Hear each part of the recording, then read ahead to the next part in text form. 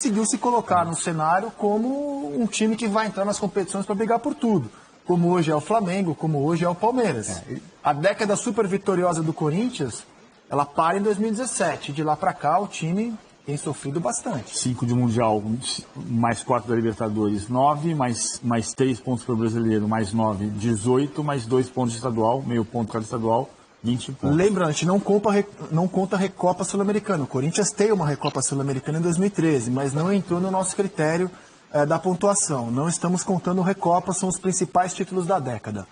Em segundo lugar, meus amigos, com a temporada 2020 concluída, ficou o Palmeiras, com 16 pontos e meio. O Palmeiras tinha chance, se fosse campeão do mundo, de passar o Corinthians.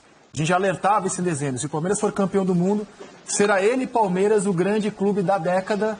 Acabou não conseguindo. O Palmeiras tem 16 pontos e meio. Uma Libertadores 2020, 2 brasileiros, 2 Copas do Brasil e 1 estadual. Aliás, são 3 Copas do Brasil. Temos um erro aqui, diretor. Mas que dá 16,5. Eu estava fazendo uma conta aqui, não tá... é 12, 15 e 20. Porque a gente faltou colocar o que não cabe ali no quadro. 12, 15 e 20. 4 pontos da Libertadores, mais 3 vezes 2, 6 pontos de brasileiro. 10, mais as 10 Libertadores são 16, mais o estadual que vale meio ponto, 16,5. Por isso que dá 16,5. Eu estou aqui quase professor, né? Sim. Tirando a dificuldade da matemática, estou tentando mostrar por que foi dar 16,5. Mas está óbvio ali por que está dando 16,5. O Palmeiras é o clube da meia década. Né? Porque de 15 a 20, dos torneios tradicionais, importantes, mais relevantes, que são sonhos de consumo, o Palmeiras ganhou muito. Desde a Copa do Brasil de 15, que foi o que inaugurou esse período dourado do Palmeiras. Período dourado como teve nos anos 70, como teve nos anos 90, e só depois dos anos 90 chegou nesse período 15 a 20. E se o Palmeiras tivesse vencido o Mundial, você bota mais 5 pontos aí, teria sido o Palmeiras o time da década, mesmo com um número de brasileiros inferior, por exemplo, a do seu maior rival. Fala, Ricardinho. O Corinthians para em 17 e o Palmeiras começa em 15, né? É isso aí. O Corinthians, na verdade, então, especificamente esses dois times, eles não utilizaram a década toda, foi só um período dessa década, né? Porque o Corinthians foi até 17, quando conquista os últimos títulos, e o Palmeiras começa em 15, depois da toda a organização, enfim, daquela reviravolta administrativa, e aí ele começa a conquistar também, conquistando esses 2 últimos títulos aí da última temporada, a Libertadores e domingo agora a Copa do Brasil. Ricardinho, desde que eu trabalho com jornalismo, eu comecei em 94, vocês da imprensa, apontam quais serão os times que vão dominar o futebol brasileiro pelos próximos anos. Então, quando eu estava começando em 94, o São Paulo era bicampeão da Libertadores, bicampeão do mundo, 3 finais consecutivas de Libertadores, e dizia-se, agora o São Paulo vai dominar o cenário. E depois de 93, o São Paulo ficou muitos anos sem um título de relevância. Foi voltar só na década seguinte a ser um clube vencedor. Aí vieram outras dinastias, como a do Corinthians, bicampeão brasileiro de 98 e 99, campeão do mundo de 2000, com parceiros injetando dinheiro. Você olhava para aquilo e falava, caramba, agora o Corinthians vai dominar o mundo. O Corinthians caiu para a Série B em 2007. Veio esse domínio do Corinthians de novo, voltou impressionante da Série B, ganhando muita coisa. Parou em 2017. O Palmeiras surge na segunda metade da última década. Vem agora o Flamengo. Mas o próprio domínio do Flamengo esteve ameaçado nesse ano, com o Campeonato Brasileiro sendo vencido apenas na última rodada. Não sei se um dia essa profecia da imprensa ali não será cumprida, de termos um clube absolutamente dominante por muitos anos. Até hoje, desde que eu me entendo por gente, ela não foi cumprida. O Internacional e as Libertadores entre 2006 e 2010, mundiais, Mas é uma característica do nosso futebol, e eu acho que isso não vai se perder, mesmo com esse momento econômico, técnico e esse domínio de Flamengo e Palmeiras. A tendência é de que a gente veja isso se repetir ao longo dos tempos, principalmente porque a gente não mantém qualidade de gestão. Se Palmeiras e Flamengo conseguirem fazer isso, eles vão estar o tempo inteiro entre esses que brigam. O problema é que não é só o fato de você surgir, é que depois você desaparece. Alguns clubes surgem, vão lá para a ponta e de repente somem. Deixam de ser competitivos, de chegar em finais, de estar em grandes momentos de Libertadores, por exemplo. O Brasil teve um momento hegemônico, um só, foi o Santos de Pelé. Né? Se você pensar da estreia do Pelé em 57, mas o Santos era campeão antes do Pelé em 55 e 56, não ganhou nada em 57. Aí ele ganha 58 Paulista, 59 Rio São Paulo, 60, 61, 62 Paulista, Taça Brasil, Libertadores, Mundial de Clubes. 64 ele ganha o Paulista, 65 o Paulista e Taça Brasil, 64 e 65. De 58 a 69, ele ganha títulos todos os anos, menos 66. Menos 66.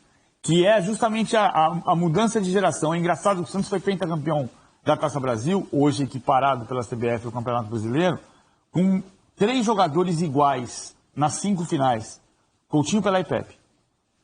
A final que ele perde para o Cruzeiro em 66, que muda o diagrama do futebol brasileiro, porque a partir dali o Rio São Paulo, torneio Roberto Gomes Pedrosa, passa a se chamar Robertão, Roberto Gomes Pedrosa, mas Robertão, porque passa a incorporar Bahia, Pernambuco, Paraná, Minas Gerais e Rio Grande do Sul, foi aquele Cruzeiro que mudou o diagrama do futebol brasileiro na temporada em que o Santos mudava. Não tinha mais Coutinho, Pelé e Pepe. Tinha só Pelé, do trio Coutinho, Pelé e Pepe. Eu não estou falando do ataque, né? Que a coincidência é que 61, 62, 63, 64 e 65, o Santos teve o ataque com os 3 juntos em todas as finais. Quando quebrou isso, perdeu a decisão para o Cruzeiro. Mas assim, a gente tem períodos do Corinthians, por exemplo, de ser campeão lá no passado, 97, 98, 99, 2000, 2001, 2002, 2003. 7 anos seguidos. Que era o que estava acontecendo com o Corinthians na volta, né? 2008 Série B, 2009 Copa do Brasil, 2010 não ganhou, 2011 Brasileiro, 2012 Libertadores e Mundial, 2013 Recopa, 2014 não ganhou, 2015 Brasileiro, 2017 Brasileiro. É uma sequência muito grande, é isso que faz um clube ficar somando pontos, somando títulos todos os anos. Eu nem concordo muito com aquilo que o Andrés dizia. Se você jogar Libertadores todo ano, você vai ganhar. Não é bem assim. O River Plate ficou sem jogar Libertadores 6 anos e quando voltou foi campeão. O Atlético Mineiro ficou sem jogar Libertadores 13 anos e quando voltou foi campeão. Mas essa sequência que o Corinthians teve nos primeiros 7 anos da década, como o Ricardinho destacou, que faz ele estar nessa liderança.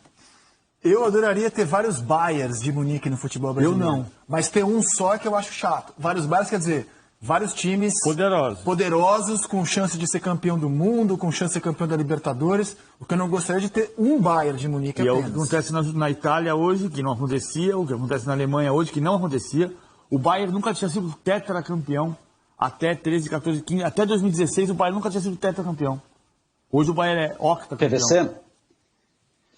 Você acha que o segredo do Santos foi a continuidade e manutenção do elenco? É uma coisa rara hoje em dia a gente conseguir no futebol brasileiro, mas a sensação que a gente tem é de que o Flamengo começa, de alguma forma, a seguir esse tipo de filosofia. Pode ser circunstancial, pode ser que ele não consiga manter, mas pelo menos é a terceira temporada que a gente vê um time base absolutamente mantido, com algumas correções para o ano seguinte, com ataque praticamente intacto, estrutura de montagem, a parte intelectual do Flamengo está preservada. O Flamengo, será que pode ser esse time? Mas você vê ali uma peça, não é uma peça qualquer, né, do técnico, quando você tira a comissão técnica, o abalo na estrutura que teve no Flamengo. A maneira muito diferente da temporada vitoriosa do Flamengo com e sem Jesus. E, por exemplo, o Santos não vendia o Pelé, era uma escolha do clube. Hoje, se chegar um clube europeu na Gávea e falar quero levar Gerson, Gabriel e Bruno Henrique, está aqui a multa, eles levam. Né? Eu sei que o Flamengo é muito mais preparado do que os demais clubes brasileiros para segurar os seus jogadores hoje. E não me parece, nesse momento, ter esse risco do Flamengo perder os seus jogadores. Não me parecem jogadores hoje na mira dos gigantes europeus. E o Flamengo tem condição de cobrir boas propostas por esses jogadores. Mas olha como uma peça, o técnico, já abalou a estrutura do Flamengo. Coisa que não tem na Europa. Você não vê, por exemplo, o Guardiola ser campeão pelo City e aí é um clube de outro país ir lá e tirar o Guardiola. É muito diferente a realidade da Europa da nossa nesse sentido. O Guardiola saiu quando quis, tanto do Barcelona quanto do Bayern. Né? Quando quis. Agora, depois de um tempo. Sim. Depois de um tempo. Não, no Barcelona ele ficou 4 temporadas e ganhou tudo. Ganhou 2 Champions. Perdeu 2 Champions. Ele perdeu a semifinal para a Internacional em 2010 e perdeu a semifinal de 2012 para o Chelsea, aquele gol do Ramírez no Camp Nou. O Lino falou da continuidade, eu acho que tem tudo a ver com isso, mas tem rupturas. Se você pegar o Santos de 59, vice-campeão do Rio São Paulo, era basicamente Laércio, Getúlio, Urubatão e Dalmo, Zito e Formiga, Dorval, Jair, Rosa Pinto, Pagão, Pelé e Pepe. Esse time mudou para 62, esse time mudou para 67, que é uma outra versão. O time do bicampeonato mundial em 67 é outro time. Então, você precisa estar preparado para ir fazendo essas transformações, sem grandes rupturas, fazendo as transições. Isso é o que indica os grandes ciclos. O caso do Palmeiras hoje, eu me recuso a dizer que existe uma era Crefisa. Até os títulos de 2020, havia um fio condutor da sequência do Palmeiras de 15 a 18, que era Alexandre Matos e Dudu. A chegada do Alexandre Matos, por mais que muita gente tenha resistência, o Alexandre Matos foi muito responsável pela mudança de estrutura do Palmeiras, inclusive da divisão de base. E eram os pontos em comum, Alexandre Matos e Dudu, de 15 a 18. Agora, você conseguiu quebrar inclusive a ruptura do dinheiro, porque os títulos de 20 não são títulos do dinheiro. É claro que o dinheiro da Crefisa é importante, mas o dinheiro foi importante, mas houve a sabedoria de fazer a transição de um time muito comprador para um time também formador. Então você mudou o ciclo. O Palmeiras de 20 é um ciclo diferente do Palmeiras de 18. Exato, e foi uma coisa pensada, né?